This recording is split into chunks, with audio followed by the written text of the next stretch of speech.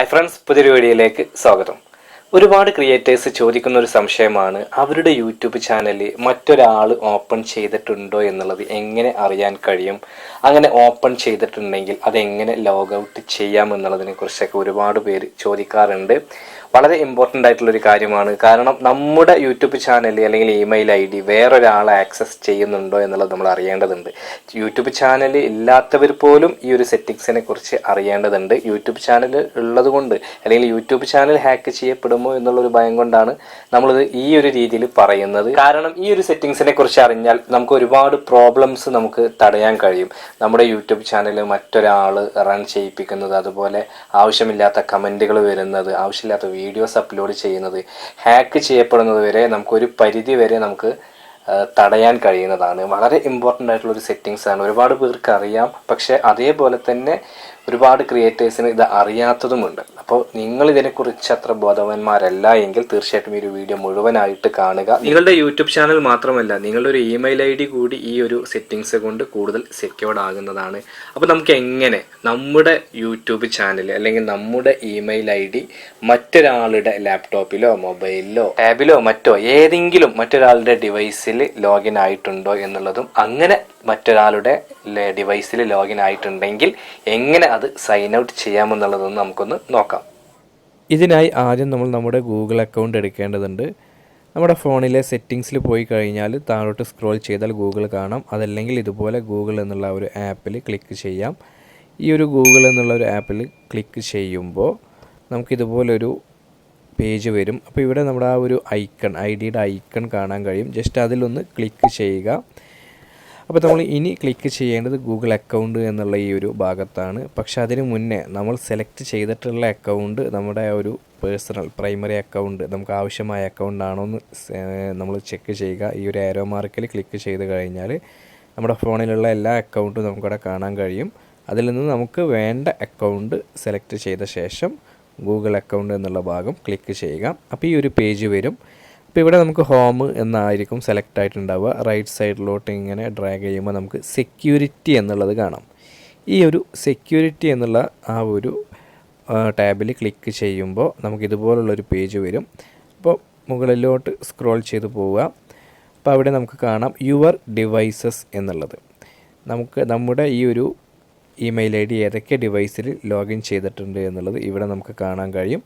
അപ്പോൾ ഇവിടെ manage all device എന്നുള്ളത് കാണാം. അതിൽ ക്ലിക്ക് ചെയ്യുക. അപ്പോൾ ഇവിടെ ക്ലിക്ക് ചെയ്യുമ്പോൾ നമുക്ക് ഈ ഒരു പേജിൽ ഏതെല്ലാം ഡിവൈസുകൾ കാണുന്നുണ്ട് അതിലൊക്കെ നമ്മുടെ ഈ ഒരു ഇമെയിൽ ID ലോഗിൻ ആയിട്ടുണ്ട്.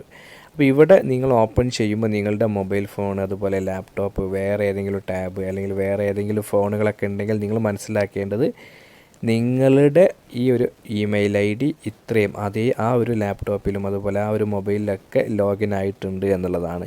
അപ്പോൾ ഇവിടെ നിങ്ങൾക്ക് കാണാൻ കഴിയും എൻ്റെതിൽ ഇവിടെ ഒരു ഹോണർ 10 ഹുവായിൻ്റെ ഒരു ഹോണർ 10 എന്നുള്ളൊരു മൊബൈൽ ഫോണിൽ ലോഗിൻ ആണ്. അതോടുകൂടെ 2 കമ്പ്യൂട്ടറുകളിലും ലോഗിൻ ആണെന്നുള്ളത് കാണാം. അപ്പോൾ ഇത് നിങ്ങളുടെ അക്കൗണ്ട് എടുത്ത് നിങ്ങൾ ചെക്ക് ചെയ്ത് നോക്കുമ്പോൾ നിങ്ങൾക്ക് കാണാൻ കഴിയും നിങ്ങളുടെ അക്കൗണ്ട് ഏതിലൊക്കെ ലോഗിൻ ആയിട്ടുണ്ട് എന്നുള്ളത്.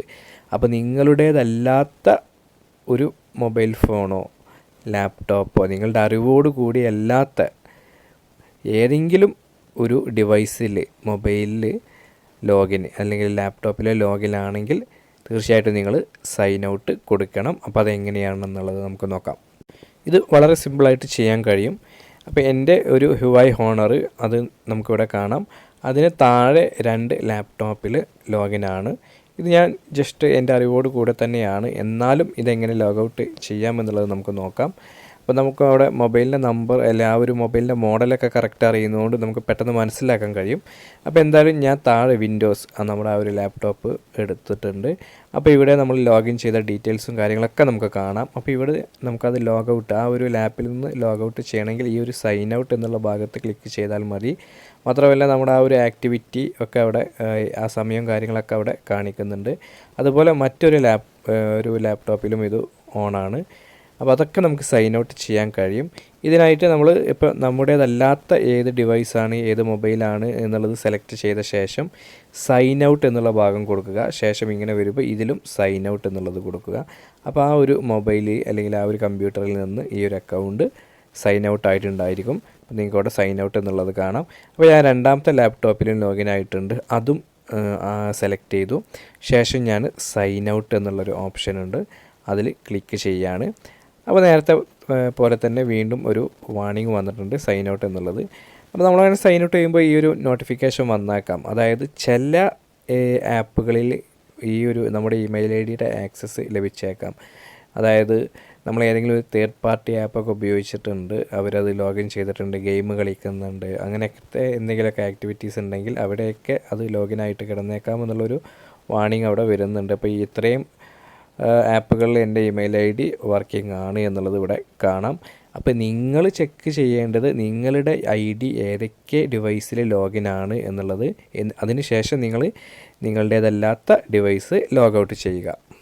അപ്പോൾ ഇങ്ങനെയാണ് നമ്മുടെ ഒരു ഇമെയിൽ ഐ ഡി മറ്റൊരാളുടെ മൊബൈലിലോ മറ്റോ ലോഗിൻ ആയിട്ടുണ്ടോ എന്നുള്ളത് ചെക്ക് ചെയ്യേണ്ടത്. അപ്പോൾ ഇതിനെക്കുറിച്ച് നിങ്ങൾക്കൊരു വ്യക്തമായിട്ടുള്ള ധാരണ ഉണ്ടായി എന്ന് കരുതുന്നു.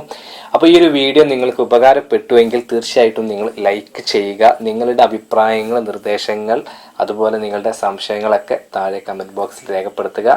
നിങ്ങൾ ആദ്യമായിട്ടാണ് ഈ ചാനൽ കാണുന്നതെങ്കിൽ ചാനൽ ഒന്ന് സബ്സ്ക്രൈബ് ചെയ്യുക, കൂടാതെ ബെൽ ബട്ടണും കൂടി അമർത്തുക. അപ്പോൾ ഇതുപോലെയുള്ള മറ്റ് യൂസ്ഫുൾ ടിപ്സുമായിട്ട് നമുക്ക് വീണ്ടും കാണാം. അതുവരെ ബൈ.